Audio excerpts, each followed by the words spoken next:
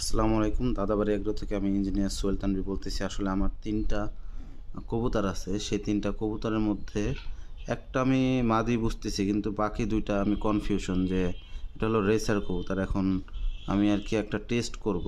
টেস্টারটা আসলে অনেকভাবে স্বীকৃত।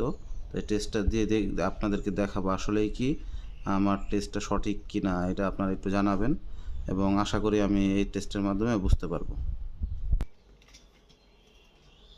আসলে দেখেন, এই কবুতরটা আমার একটা কবুতর।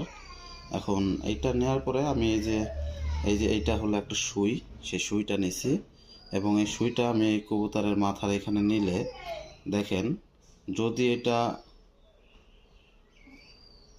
ঘোরে,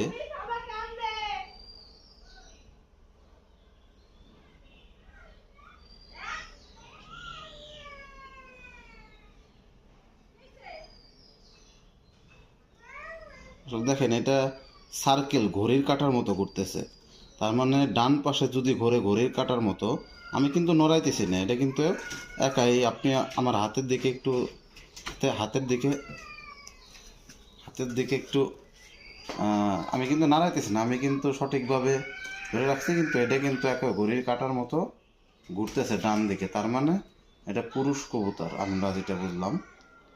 তার মানে এটা পুরুষ কবুতর। পুশ করো।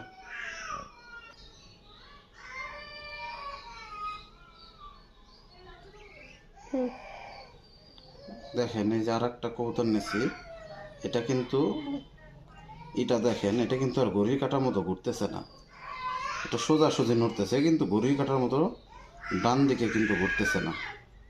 মানে এটা যদি ডান দিকে ঘড়ির কাঁটার মতো ঘুরতো তাহলে বোঝা যায় তো এটা আপনার পুরুষ কবুতর। এটা কিন্তু ঘড়ির কাঁটার মতো ঘুরতেছে না, এটা সোজাসুজি ঘুরতেছে, মানে সোজাসুজি, এটা সোজাসুজি ঘুরতেছে। তার মানে এটা মেয়ে কবুতর।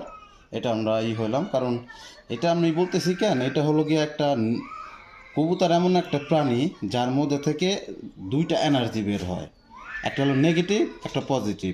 তাই এই এনার্জির কারণে একটা হলো ডান দিকে ঘোরে, এটা হলো পুরুষ কবুতর।